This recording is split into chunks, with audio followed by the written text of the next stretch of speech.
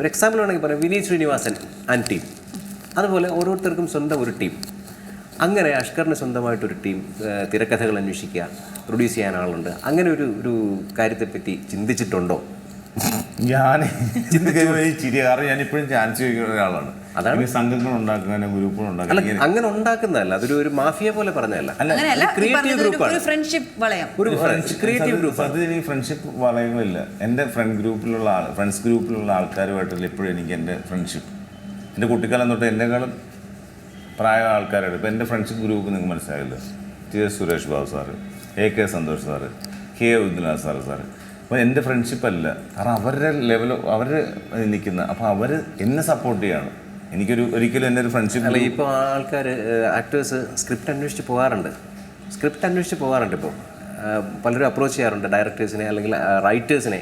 എനിക്ക് പറ്റിയതുണ്ടോ, അല്ലെങ്കിൽ നിങ്ങളുടെ പുതിയ കഥ എന്താണ്, അതിനകത്ത് എൻ്റെ സാധ്യത എന്താണ് എന്ന് അന്വേഷിച്ച് പോകാറുണ്ട്. ഞാൻ ചോദിച്ചത് കാരണം അത് എന്താ പറയുക, അതിനെപ്പറ്റി എനിക്കറിയത്തില്ല ഇപ്പോഴും. എനിക്കറിയത്തില്ലെന്ന് പറയുന്നത്. എനിക്ക് ഗ്രൂപ്പ് ഓഫ് ഉണ്ടാക്കി എനിക്കൊരു സിനിമ ഉണ്ടാക്കാൻ എനിക്കറിയത്തില്ല. എനിക്ക് എല്ലാ ഫ്രണ്ട്ഷിപ്പുകളും, ഇപ്പോൾ നിങ്ങൾ പറഞ്ഞ വിനീത് ശ്രീനിവാസൊക്കെ ഞാൻ വർഷമായിട്ട് പരിചയമുള്ള ആൾക്കാരാണ്. പലരും എനിക്കറിയാം, പക്ഷെ എനിക്ക് ഗ്രൂപ്പ് ഉണ്ടാക്കാനോ എനിക്കിങ്ങനെ അറിയത്തില്ല. ഞാൻ പറഞ്ഞു അത് നെഗറ്റീവ് സെൻസ്.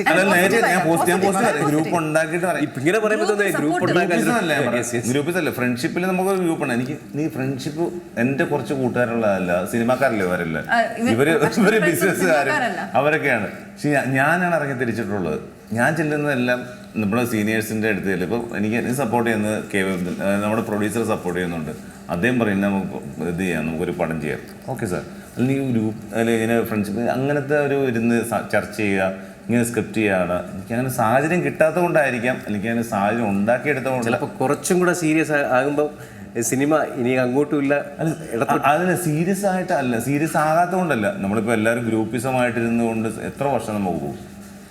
ഒരു ഗ്രൂപ്പിസം ഉണ്ടാക്കി നമുക്ക് ഇത്ര വർഷം ഇത് ചെയ്യാം. എനിക്കറിയത്തില്ല ഞാൻ ഗ്രൂപ്പിസം കിട്ടും. ഞാനിപ്പോഴും ചാൻസ് തേടി അലയുന്ന ഒരാളാണ് ഞാൻ ചിന്തിക്കുന്നത്. എനിക്ക് അതിൻ്റെ ഗ്രൂപ്പിസം ഉണ്ടാക്കാനുള്ള ആളല്ലേ. എനിക്കിപ്പോൾ ഈ ഒരു ചാൻസ് കിട്ടിയതിന് അത്ഭുതത്തിരിക്കുക. ഇത്ര വലിയൊരു പടത്തിൽ ഏതായാലും രണ്ടുപേരും ചാൻസ് ചോദിക്കുക, ഇഷ്ടംപോലെ ചാൻസുകൾ കിട്ടട്ടെ, പിന്നെയും ചോദിക്കുക. അതാണ് എനിക്ക് വിഷയമാണുള്ളത്. എനിക്ക് ഡയറക്ടറും കൂടി ആവാൻ ആഗ്രഹമുണ്ട്. അത് നടക്കട്ടെ, എല്ലാ ആഗ്രഹങ്ങളും നടക്കട്ടെ. അതേപോലെ എല്ലാ ഗ്രൂപ്പ് ഉണ്ടാകുന്ന നമ്മളൊരു പടം വിജയിച്ചു.